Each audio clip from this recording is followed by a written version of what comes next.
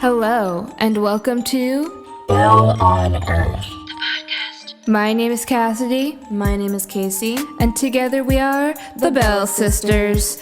Join us each week as we corrupt your soul, And bring you to salvation. discussing life, death, and everything in between. Are you afraid of getting into heaven?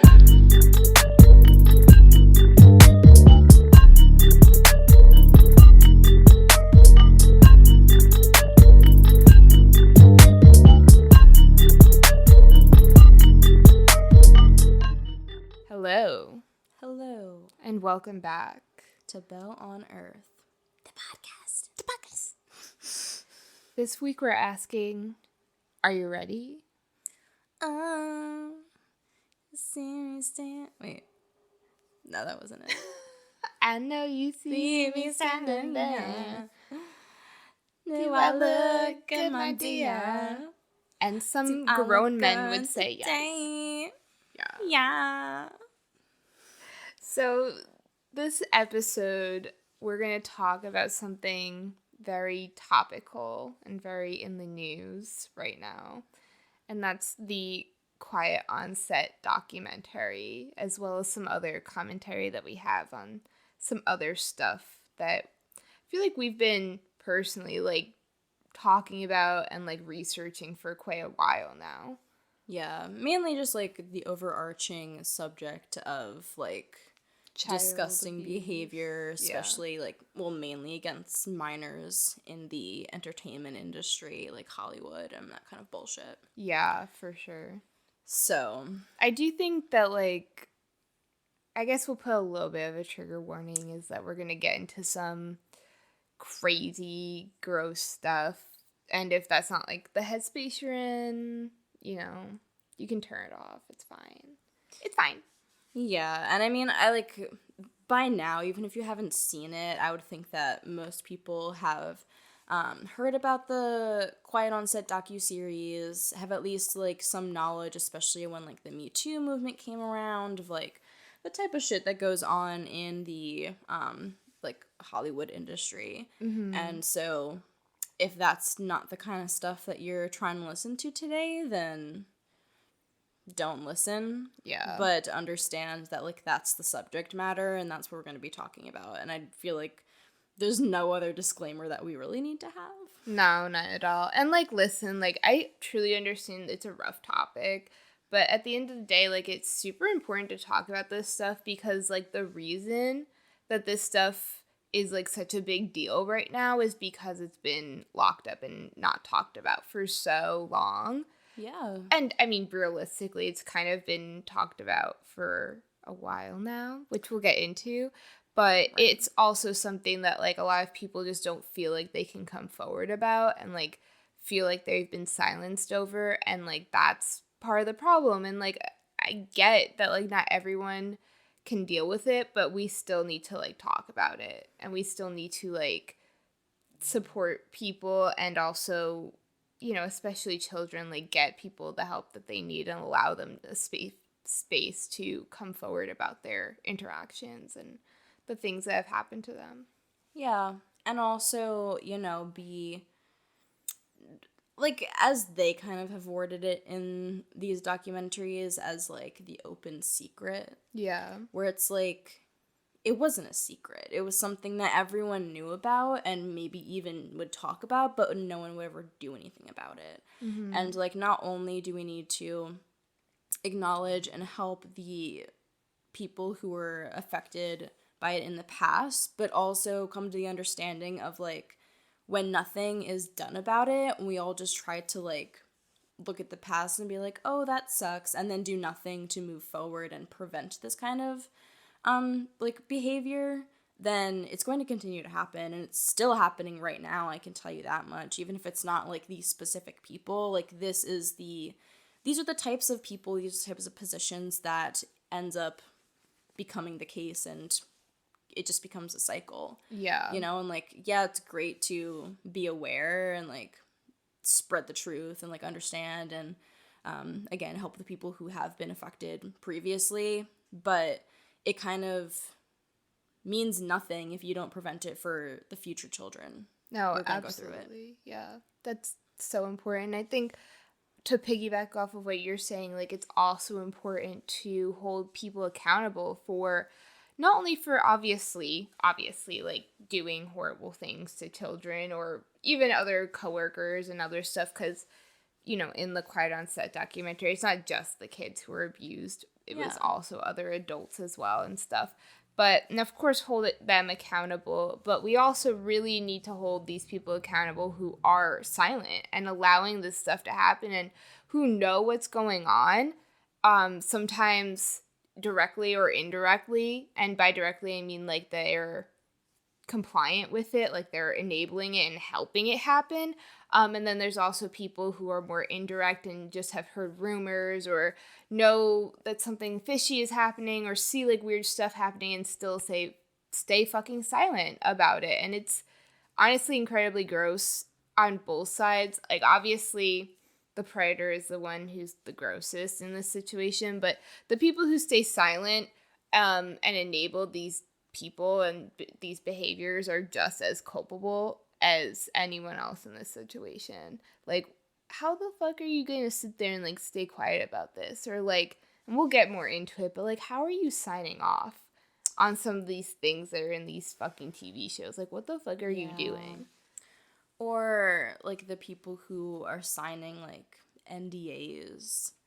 Or drafting NDAs for children to sign about being molested. Like, are you fucking kidding me? Yeah. No, it's really sad, and like I don't know, to me it's one of those things where the moment you even get a whiff of something like that, like why would you not take that so seriously? Yeah. Even if it's just a rumor?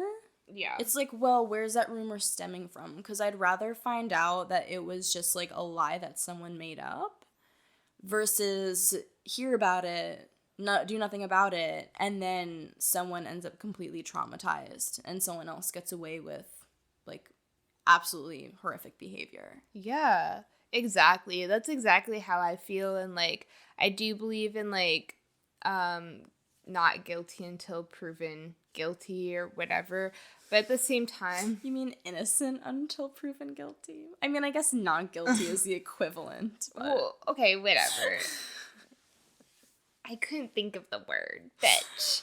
But at the same time, I also feel like it's so much better to find out that someone is lying than it is to like find out that someone's telling the truth and you didn't believe them. Because, like, I know that it sucks to have your reputation ruined, and that really has an effect on people, don't get me wrong. Yeah. But I would rather someone's reputation be ruined than someone's life be ruined. Yeah, for real. Like, I'm sorry, but, like, if Or it's going to be ended. either or, exactly. If it's going to be either or, if, like, one of the two are going to be the outcome, I would 100% every single time rather someone's reputation be tainted. I'm sorry. I'm just gonna put that out there. Especially in terms of children when like, because first of all, children really don't have like any reason to like lie. Like, Yeah. I will say that there are some there's like maybe like 0.1% of kids who are just like from birth born manipulators and liars, and like I will say that is out there. Like I'm not gonna say that they're not, but like the majority of children are not like gaining anything from lying about a situation like that. And if it's going to be a lie, then typically it's like an adult manipulating them to lie, right? And that's also an issue to be looked into. Yeah, and like again, like with that like small percentage of manipulators and liars, like typically they're coming from situations where they've had to do that to survive. So it's just like children don't gain anything from that. And I think that we also have to be much more hyper vigilant when it comes to protecting children, because ultimately they are way more vulnerable than like adults. And like that doesn't negate stuff that happens to adults, but like we just need to be more vigilant and more careful and honestly take these things way more seriously when it comes to children, because it's so much easier to manipulate a child into silence than it is an adult, like realistically. Yeah, and I think it's also important just to note the fact that like a developing brain, just from like a scientific standpoint, a developing brain and a fully formed brain are two very different things. Yeah. And like the same type of event, obviously for an adult, it's still going to be extremely traumatic. There's going to be a lot that you have to go through in terms of like therapy and grief and stuff like that. But like from a It changes your my brain. words are not going to word right now. But from like It's okay. a developing standpoint, there's a difference. Like a developing brain is literally going to be chemically changed and physically changed. Like this, like there are so many studies to support that. Yeah. And like you're going to forever feel the effects of it in a different way, because also like just from how you deal with it, like adults have more of an understanding of what's going on, and have like more tools to be able to navigate the emotions that come with it, whereas a child doesn't have that. They've never had that experience. They don't have that same like education about it. Right, because that's something that's taught. It's not something that's inherent. Like, you Yeah. have to learn how to regulate your emotions and deal with events that happen, whether it be, like, just normal everyday events or, like, significantly traumatic ones. Like, that's a skill that you have to develop over time. Yeah. And especially a child who has not yet developed that skill and doesn't have anyone in their life that can help them develop that skill. Now they're going through something incredibly horrific, and they don't know how to deal with it, and that not only shapes their brain, like you said, chemically changes their brain, it like sets their life track off into a completely different direction, and it just like continues this cycle of this person, kind of going a number of different ways, but ultimately typically it ends up in some type of destruction, whether it be like their own destruction or the destruction of another person, because they just don't know how to like handle the things that they've gone through. And that's like only part of the reason why that we have to like really be like hyper vigilant about this stuff, is that like not only are you destroying a child's life in the moment, you're destroying their life for the rest of it as well. Yeah. Absolutely.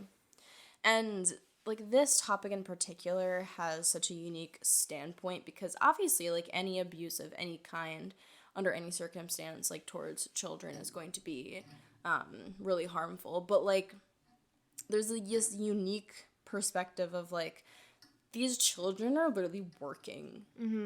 Like this is one of the only fields where children of literally any age, even like complete newborns, are working.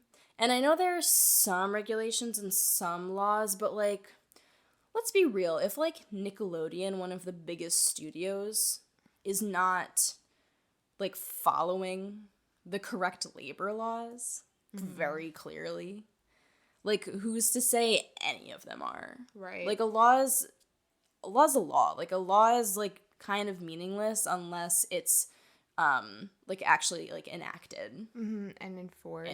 Yeah, that's what I'm looking for for. sure. And like if the people who are supposed to be enforcing these laws are the ones who are committing these atrocities, then like who's like, where is the checks and balances? And how do you even hold those people accountable if they're the ones who are supposed to be the ones enforcing these laws, but ultimately are the ones breaking it? Like, who do you even go to at that point?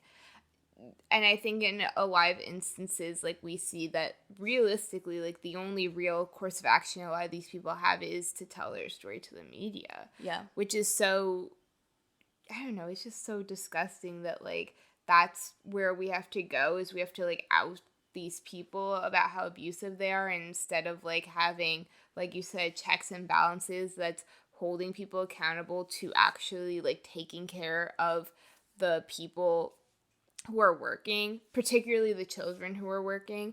And what blows my mind is that, like, you have, like, SAG and other actors unions that are supposed to be the ones taking care of these, like, people, and, like, what's the point of having them if they're not doing that? Yeah. You know? Absolutely.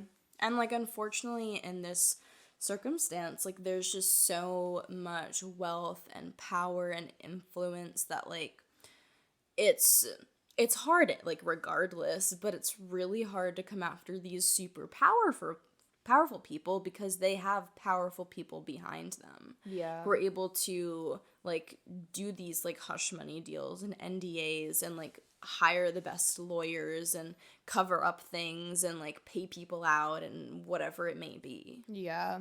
Yeah, and we were talking about this before too, like oftentimes like yes, you can even try to go into the media and stuff about this like these things, right? But ultimately like a lot of people in media are also in contact or have connections with the people who are trying to suppress all of this stuff getting out. So now your only course of action would also be falling apart and like wouldn't actually have any of this stuff going on, right? Like I know for like years and years and years, like so many of these stories have like not been run because people are just like too afraid to run them. Yeah. Or they don't want to run them because they're being told like not to because that person knows the person who runs the paper, runs whatever. And I think that now we have social media outlets that allow us to kind of go around those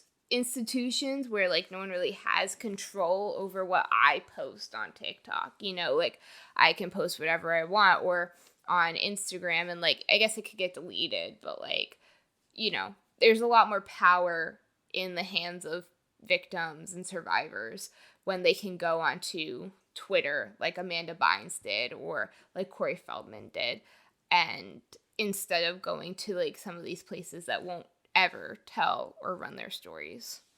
Yeah, absolutely. And it's really sad to see, even with the use of social media, like these people getting hushed. Yeah. I think, like, not that she's lucky per se, but I feel, and it was a very long time coming, but especially in recent times, I feel like Brittany has been one of the people who has really been like supported by the use of social media. And again, not that like her life hasn't already been fucking destroyed and that like she has a long way to go in terms of healing and stuff like that.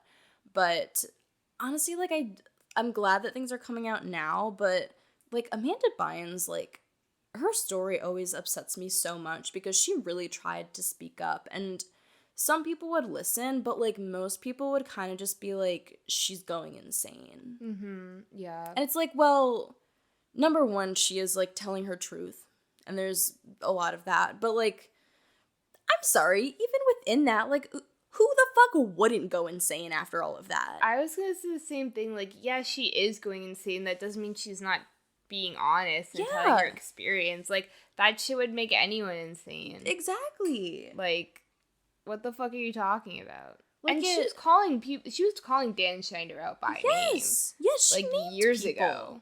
Yeah. Uh-huh. Years ago on Twitter. Yeah. That's like I think why I wanted to speak about this so much on the podcast is because like I so appreciate, and I'm sure like a lot of people appreciate that these stories are being told and that, you know, I mean, such a big documentary has come out on like HBO Max and like that's a huge deal and like it's really great that people are talking about this now, but it's really incredibly frustrating to see all these people jumping on the bandwagon about like this stuff and bringing things up like this is new information when it is literally not. Yeah. Like people like Amanda Bynes have been speaking out for so long and have been not only silenced by the people who want her to be silenced, but silenced by the public.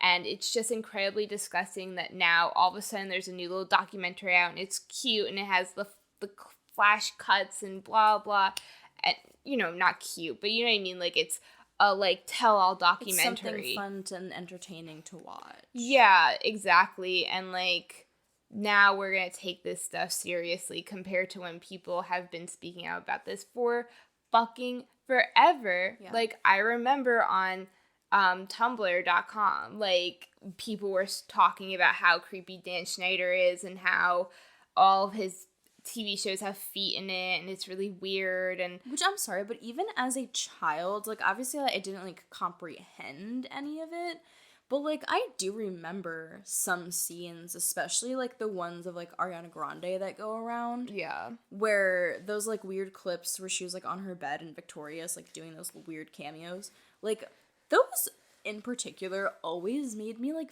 feel a type of way. Yeah. Even as a child, I was like, this is strange. Yeah. And I'm sorry, but like, how does, sorry to cut you off again, but like, how do like adults not recognize that? No, I have no idea. I don't get it.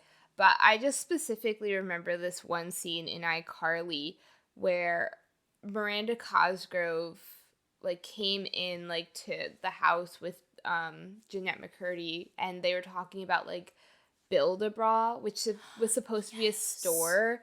And I was like, this girl is 13. And I, at the time, must have been like 14 myself. And I was like, this is a really mature joke. And I honestly, like, at the time was just like, I kind of felt like, oh, maybe like I'm like wrong here because this is on like Nickelodeon or whatever. Right. But like, so of course it's appropriate. Yeah, I was like, this is like really inappropriate. Like, Build-A-Bra, what does that even mean? Like, what do you, what does that mean?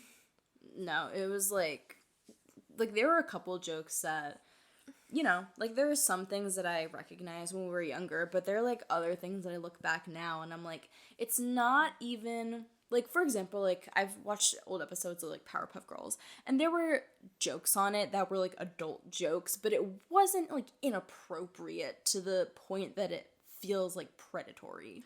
Yeah, it was more like about making jokes to appeal to an older audience because they know that older audiences are going to be watching this show with their kids. And I feel like SpongeBob is very much that way. Yes. It kind of goes iffy with like Cartoon Network, I think, a little bit, because I think Cartoon Network was more geared towards teens. This is true. And there were still like younger kids watching it, and that's just whatever.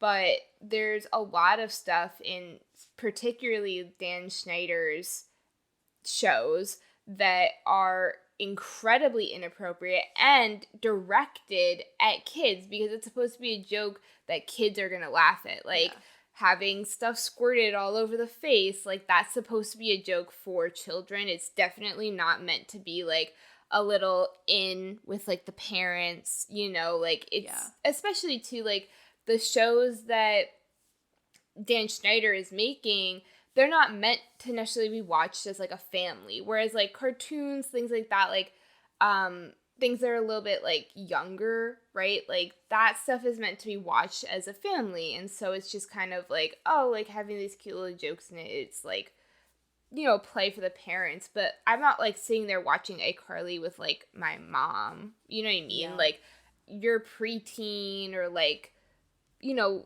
end of like elementary school going maybe like into high school. Like that's kind of like that era of when you're watching those shows. And so it's obviously very much directed specifically at those people. And I remember someone on TikTok was saying that like not only were, of course, the people on set being exploited and groomed and harmed by these people, but also the audience was as well. Because like now you're making kids feel like, well, it's on TV and it's funny and like it's just meant to be a joke, so now these things are more appropriate for kids. And having things like Build-A-Bra, like, oh, well, I must be wrong for feeling uncomfortable with that. Or other things like where, you know, Ariana Grande is rolling around with like a pickle in her mouth or whatever the fuck. Like, these are things that are like obviously so highly inappropriate and are yet being directed, like directly shown to children who are then like taking that in, being like, oh, well, this must be age appropriate because it's on this kid's network. Right. And honestly, like, reflecting back on the jokes made on, like, SpongeBob or Powerpuff Girls, like, even the mature jokes were not, like, necessarily, like, innuendos. They weren't, like, directly derogatory. Mm-hmm. Like, they were the kind of things where, like, as a kid, like, it's just gonna go over your head type thing. Yeah. Like, the one I always think about is there is this one episode of Powerpuff Girls, and, the, like, neighbor girl had come over. Oh, yeah. And the Powerpuff Girls, had, like, introduced them to, like, their dad. And they, like, told her that she was that they were an accident. And the little girl goes, like, oh, don't worry, Professor. I was an accident, too. Yeah. And it's one of those things where, like, an adult's gonna be like, ha, ha, ha, ha, but, like, a kid's just, like, not gonna really get it. Right. Whereas, like, waving your toes in front of a camera, like, squeezing a potato and being like, eh! Like, weirdly sexual noises and, like, mentions of bras and having a character with the last name of Taint. Like, these are such direct innuendos. Right. Like, that is weird for a kid's show. Mm-hmm. And like, when they were talking about how he explained it away to the writers, like, I'm sorry, but as a writer and as someone who, like, is supposed to be questioning these things and making sure things are appropriate and blah, blah, blah. Like, there's so many people that these have to go through. And then, obviously, like, they have to act it out. And then the editors have to edit it. And people have to produce it and publish it. Like, there's so many people that see this. And, like, even if, like, for example, like, the Taint one, even if he was like, oh, I just made it as, like, someone who's, like, tainted. Like, even then, can't someone be like, all right, I know what you mean, but it might not come across as that, so let's change it. Yeah. Why did no one fucking, like, call that shit out? Or, like, all of the feet things. It's like, okay, like, maybe you meant it in an innocent way, but, like, let's not put a child's feet in front of the camera and, like, smother it in whipped cream or whatever the fuck they did. But also, like, realistically, that was in nearly, like, every fucking episode. Like, in what world were people looking at this and being like, oh, haha, it must be innocent?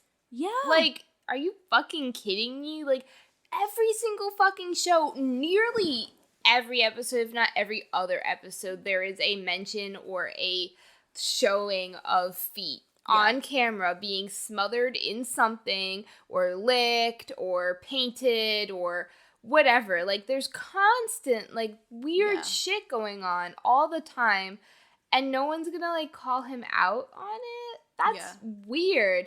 And wasn't the, like, Nickelodeon logo a foot or something at some point? Am I crazy? Is this, like, Mandela effect-ish?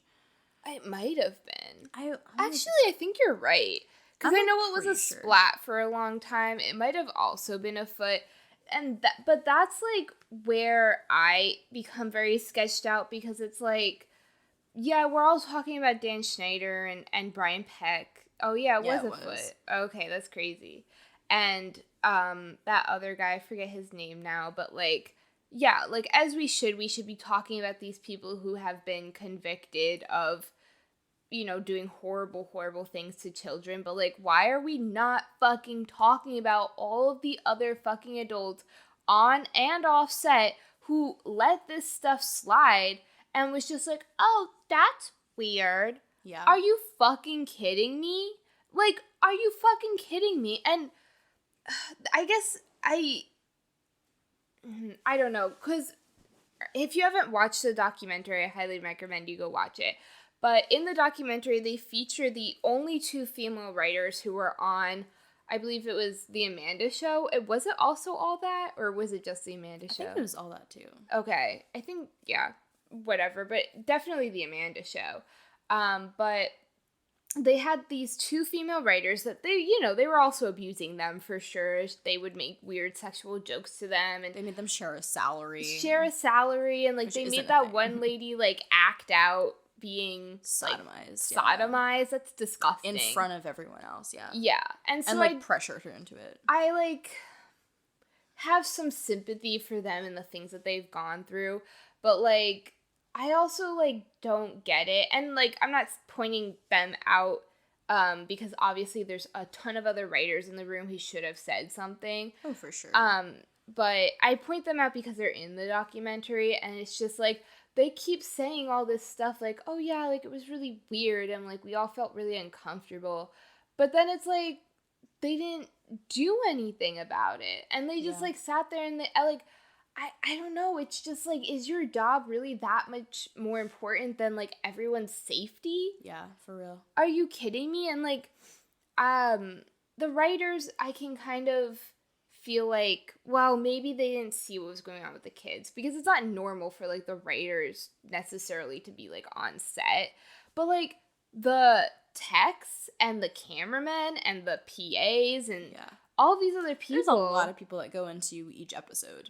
Yeah, like, there's a lot of people on set. Like, if you've ever been on a television show set, there's a shit fucking ton of people. And he's sitting here screaming in little children's faces and showing their feet. Like, who is filming this shit? Who is, like, allowing this to happen? Like, what the fuck are you doing standing around? And yes, like, ultimately we find out that one of them was also like, predator, because they're the one who was assaulting, like, all these kids and had, like, a bunch of, like, porn and stuff like that of children and things. Like, so you have predators on set as well, right? Like, it's not just Dan Schneider. And that's what kind of freaks me out, is that, like, well, are all these people predators? Like, what's fucking going on? Like, why are people just standing there and being like, oh, that's weird that he's, like, touching Leonardo DiCaprio, like, oh, that's really strange that he's, like, making a 14-year-old give him a massage. Like, what? Like, what? But are you kidding me? Yeah. It's appalling. It, like, really made me upset, and further proves that, like, that bystander effect, when Drake Bell, like, his dad had spoken out and, like, mentioned it to other people, and, like, they just excused it away. Mm-hmm. And it's like, if you also see it, then, like, if multiple people stand together, like, that's when things can actually happen, because, like, you know, you have more power when you're, like, doing it together, when you have more voices. And it's like, why would you not be like, yeah, you know what? I've seen that stuff too.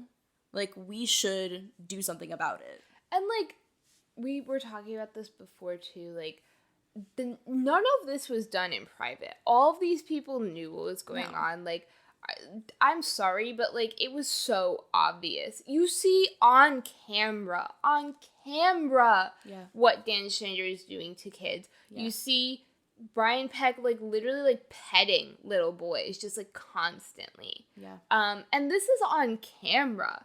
Not even stuff that is, like behind the scenes, like, just with other people at after parties, like, things like that. Like, they are not trying to hide anything that they're doing. What made me, like, really baffled was when Drake was talking about when he was at his, like, girlfriend at the time's house. Yeah. And how Brian Peck was literally blowing up the girlfriend's home phone. Oh, that, it's, like, shocked me. Like, it's one thing if he's doing it to his personal cell phone, but he is calling the girlfriend's home phone. Where do you get that number First from? of all, yeah, like, where the fuck is he getting this information? And second of all, like, he clearly is not trying to hide anything. He's not, like, trying to be hush-hush about it. Yes. Like, it's not even like this is his personal home phone. Exactly. Yeah. It's like, they were never trying to hide it. They just knew that they were so powerful that they didn't have to. Yeah. And it's like, well, where are they getting that power? Who's, like, warranting them that power? Right. Yeah, I think that a lot of times we don't realize that we are the ones who give people their power, right? Like, we're the ones who are being, you know, quiet about the stuff that's happening around us, right? Like, they don't have power if everyone stands together. Even if just, like, all of the parents stood together and were like, hey, we're taking our kids off this show unless you get rid of this fucking guy, or unless something changes, or if this guy, like, is not allowed on set anymore. Like, just the parents. What are they gonna do? They're really gonna find more kids? Well, those parents can now get, like, more people. Yeah. And, like, what fucking sucks about all of this is that, like, there are parents out there who genuinely just don't give a shit about what happens to their kids. Or contribute to it. Or contribute to it, or sell them. Or, yeah. Like, I mean, these kids, like, if you watch the documentary, like, there's one mother on there that's very clearly just selling out her child. Yeah. But that's not, like, even, like, the worst that I've ever heard come out of Hollywood. Like, people are, like, selling their children for the dream. And I've read Jeanette McCurry's book and stuff like that, and that's exactly what happened to her as well. Like, she was basically just, like, sold into abuse so that her mom could feel better about herself, and so her mom could make money off her and feel, like, good and whatever. Like, Jeanette never wanted to be an actor. She did not like it. She hated acting. She hated fame.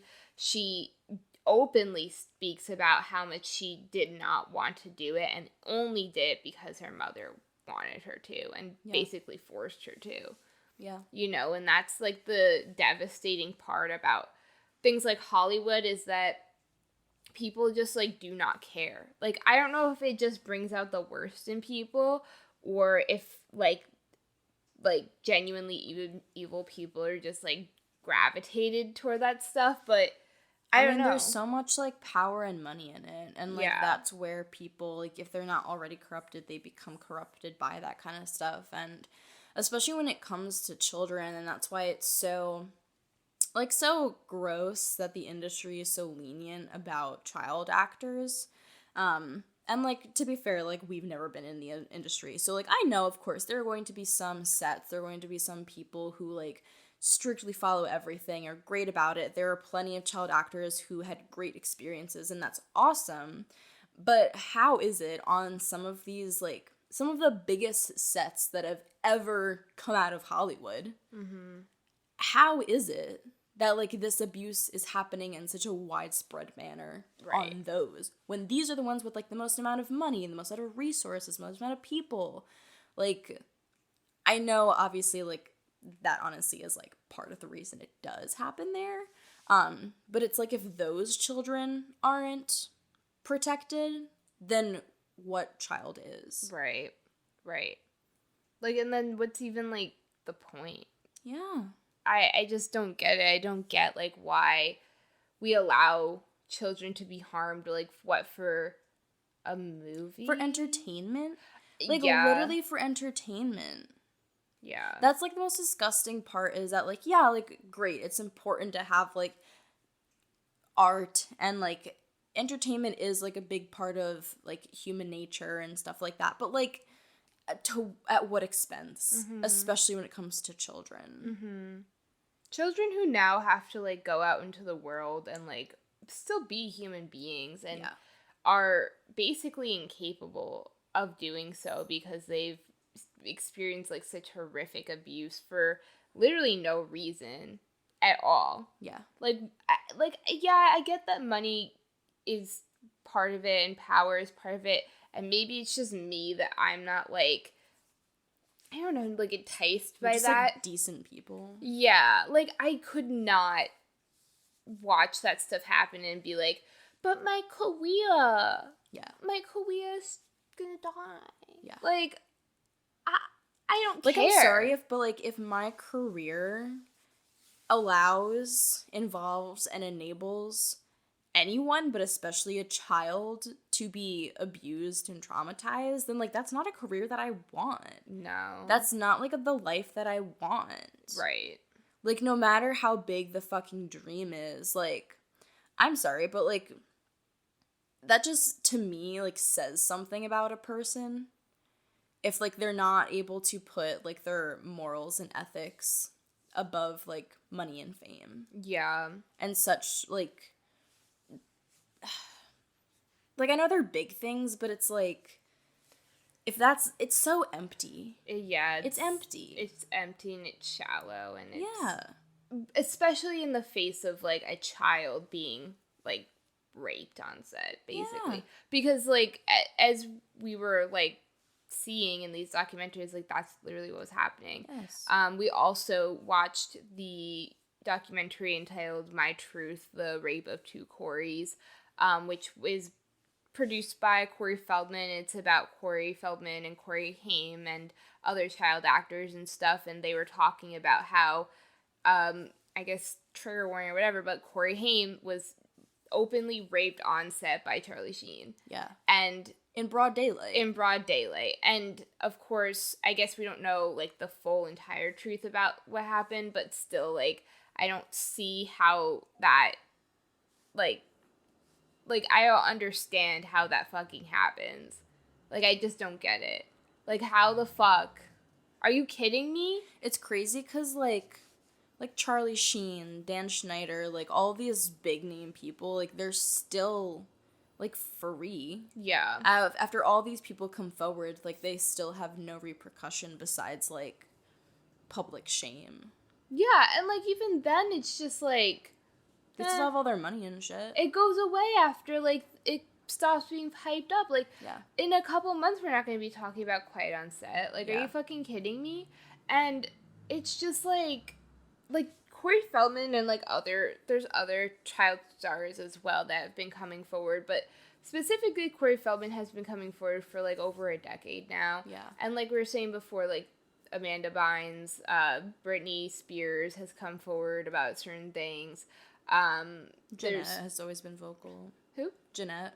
Yes, Jeanette has always been vocal. She didn't sign an NDA, so she has always been vocal. And there's quite a few other stars that we've heard about and have come forward about things that have happened. And, of course, the most recently now is Drake Bell coming forward because his story had been out there, but no one knew who the child actor was until Quiet on Set. Yeah. That Brian Peck abused and everything. But this stuff has been, like, been talked about for so long, and, like, people just dismiss it as, like, oh, well, Corey Feldman, you know, he does drugs, so he must not be credible. Well, I fucking wonder why he's doing drugs. I know. I always see that. I always see stuff about, like, child stars, like Miley Cyrus and, like, all these people who, like Lindsay Lohan and Aaron Carter and, like, all these people who, like, turn to drugs and their lives are messes and they're, like, literally going to jail all the time. And it's just, like, no one's, like, questioning, like, all of these people, all of them are all going down a very similar path together. Yeah. Like, oh, I wonder why. Maybe because they're getting given Quaaludes on set at, like, 13. Yeah. Maybe because they're drinking with, like, 46-year-old men at, like, 15 years old and, like, being told to, like, do, like, crazy shit together and blah, blah. Like, they all are, like, doing all this together because, like, adults are pressuring them into doing it. Yeah. And, like, even Jeanette was saying that, like, on set, like, she was offered a drink and, like, forced to drink, like, on set and stuff like that. And it's just, like, no fucking shit. And, like, then people, like, want to, like, talk all this shit about people who are going through these, like, really horrible, like, rough times. And, like, yes, you know, they should still be held accountable for their actions, like, whatever. But, like, you don't look at that and you're like, that's kind of weird that, like, all these kids are coming out of child stardom, like, super, super fucked up and, like, can't handle themselves. Like, I don't think all of that is just, like, them not being able to handle their money as an adult. I think that that's mainly trauma because, like, that's what traumatized people do. That's what I did. Like, I wasn't rich, you know? No, like, it always makes me think of those people who are like, oh, that person is just, like, self-harming for attention. And it's like, yes, that's the point. That's literally the point. They need help, and it's a cry for help. Like, if someone is doing something that drastic, whether it's, like, you know, something visible and, like, with intent, or if it's something like taking drugs and acting recklessly because they're, like, lost in their life and they're traumatized and they don't know how to work through it, like, all of that is a cry for attention. And instead of, like, shaming people for going through things, why don't we, like, help them? Yeah. Why don't we answer their fucking cry? Exactly. No, and, like, I mean, you and I have known quite a few people who have had real significant issues with drugs, and I personally can't think of a person who didn't end up in that situation because of, like, just because they, like, wanted to, is mainly because they, like, were escaping something, and it was mostly due to, like, childhood trauma or things that they had no control over that they just didn't know how to cope with. Yeah, absolutely. And, like, of course, like, people like Lindsay Lohan and Miley Cyrus, like, they're just gonna get, like, way more attention for it because they're like famous and because they have money and because they're And they in also really were, popular like- shows and they're child actors and they're supposed to be doing that. And that's the other problem is Right. like, oh, well, now they're adults and they're still supposed to be little kids, but they're also sex symbols at the same time. And it's like this weird dynamic of like, they're supposed to be role models, they're supposed to be perfect, they're supposed to be innocent, but they're also supposed to be sexy, and we're supposed to be allowed to like jerk off to them at like 17 years old. And Yes. all this like weird shit. And it's just literally none of it makes any fucking sense. And then on top of that, like, we're all like, the public are complicit with the way that these people are being treated. Thank you for tuning in to part 1 of our discussion of the Quiet on Set docuseries. Tune in next week to hear part 2. I do highly recommend that you tune in to the Quiet on Set docuseries, which is on HBO Max, as well as check out Corey Feldman's documentary, My Truth, The Rape of Two Coreys. You can just Google this and find this online. These documentaries are very important to the discussion that we are now having around not just child actors, but also just children in general. And I really do recommend watching and listening to these people's stories. I think a lot more is going to come out about these stories. A lot more is already coming out, and I am hopeful for a future where we can openly have these discussions and protect more people. With that being said, I do hope that you are taking care of yourself. These are really heavy discussions to be having and is not for the light of heart. Take care of yourself, take care of the people around you, and we will see you next week. Thank you. Thank you for listening to Bell on Earth, the podcast. We hope that your minds have been expanded and your pussies have been opened. Be sure to rate and follow the show on Spotify, Apple Podcasts, and Amazon Music. This podcast is brought to you by Free Studio Productions. It's hosted and produced by Cassidy and Casey Bell. Big thanks to our executive producer, Derek Benton. Don't forget to follow us on Instagram, TikTok, and Facebook for all of your content needs. See you later, haters.